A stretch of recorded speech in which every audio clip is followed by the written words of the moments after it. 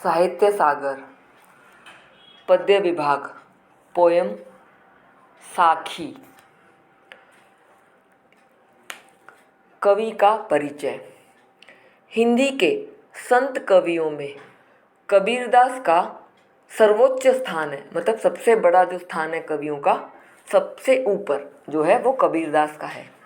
कबीर हिंदी की संत काव्यधारा की ज्ञानाश्रयी निर्गुण शाखा के प्रमुख कवि हैं।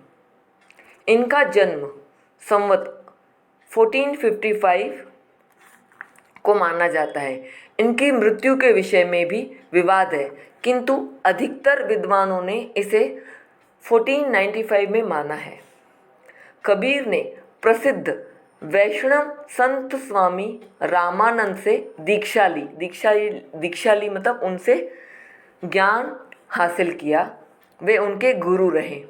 कुछ लोग इन्हें सूफी संत शेख तकी का शिष्य भी मानते हैं। कबीर पढ़े लिखे नहीं थे।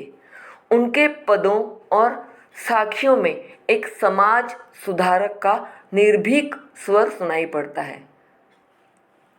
वे एक समाज सुधारक थे, मतलब वो पढ़े लिखे नहीं थे, इसके बावजूद उन्होंने समाज में जो जात पात के ऊंच नीच के जो भाव देखे उन्हें सुधारने की कोशिश की। निर्भीक स्वर मतलब बिना डरे उन्होंने इन रूढ़िवादी विचारों का अपोज किया, उनके खिलाफ आवाज़ उठाई। कबीर निर्गुण तथा निराकार ईश्वर के उपासक थे। निर्गुण मतलब वो किसी शेप या आकार मूर्ति की पूजा नहीं करते थे, इसीलिए उन्होंने मूर्ति पूजा, कर्मकांड तथा बाहरी आडंबरों का खुलकर विरोध किया। मतलब वो बोलते थे कि हम पूजा पाठ रिचुअल्स करने की जगह अच्छा है कि हम अपने मन से अच्छे होने चाहिए, हमारे अंदर मानव के अच्छा चरित्र होना चाहिए, हमारा व्यवहार अच्छा होना चाहिए। इन्होंने हिंदू मुस्लिम एकता का नारा भी बुलंद किया कि हम हिंदू मुस्लिम जो है वो हमने बनाई हुई सोच है, जबकि हम सब एक हैं, तथा दोनों ही संप्रदायों में व्याप्त रूढ़ियों तथा धार्मिक कुरीतियों के विरुद्ध आवाज़ उठाई थी। मतलब दोनों कम्युनिटीज़ के बीच में जो लड़ाई थी, जो भेदभाव था कि ये हिंदू है, ये मुस्लिम है, ये ऊपर है, ये नीचे है, ऐसी जो धार्मिक ऐसे धर्म रिलीजन के नाम को उन्होंने उनके खिलाफ आवाज़ उठाई, तथा उनका यही मानना था हम सब मनुष्य एक ही भगवान के औलाद है, हम ही इंसानों ने इनमें बंटवारा किया हुआ है, राम तथा रहीम दोनों एक हैं। वे एकता में विश्वास रखते थे, वे मानवता में विश्वास रखते थे, इसीलिए उन्होंने इन जात पात ऊंच नीच इन भेदों को खत्म करने की आवाज़ उठाई और अपने व्यवहार में बदलाव लाने की लोगों में सीख डाली। कबीर की वाणी का संग्रह बीजक नाम से प्रसिद्ध है। इसके 3 भाग हैं, साखी, सबद और रमैनी। कबीर ने हमें विभिन्न प्रकार की सीख दी है। इनकी भाषा को सधुक्कड़ी या पंचमेल खिचड़ी भाषा कहा जाता है। पदों का सार।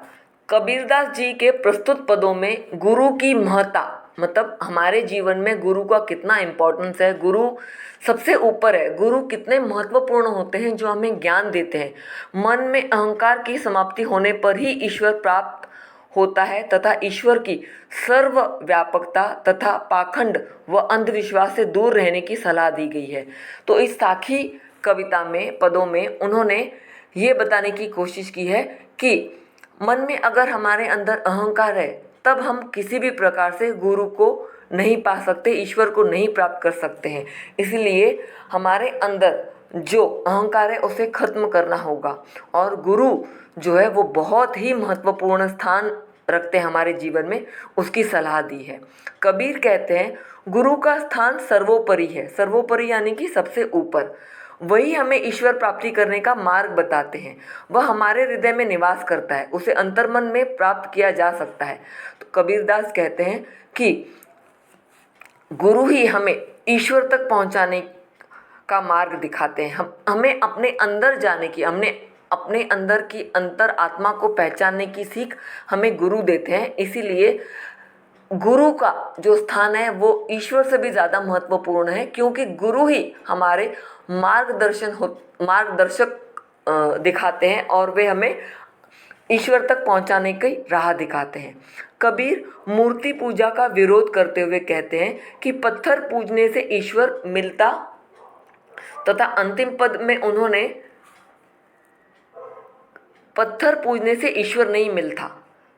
अंतिम पद में उन्होंने गुरु की महिमा का वर्णन करते हुए कहा है कि 7 समुद्रों की स्याही तथा वनों की लकड़ी की कलम बनाने पर वह पूरी धरती को कागज बनाकर अगर उस पर मैं गुरु का वर्णन करूं तो भी गुरु की महिमा का वर्णन नहीं किया जा सकता। मतलब अगर 7 समुद्रों की स्याही बनाकर, मतलब इतने समुद्र है उनकी अगर मैं इंक भी बना दूं और उनका लकड़ी का जो इतना सारा जो जंगल है उनकी कलम बनाकर अगर मैं उनको कागज़ पर वर्णन करना शुरू करूं अपने गुरु का, तब भी मैं अपने गुरु जो सबसे ऊपर है उनका वर्णन मैं अपने कागज़ पर नहीं कर सकता। इतनी बड़ी है गुरु की महिमा। ये समझाने की कोशिश की है इस साखी कविता में संत कबीरदास जी ने।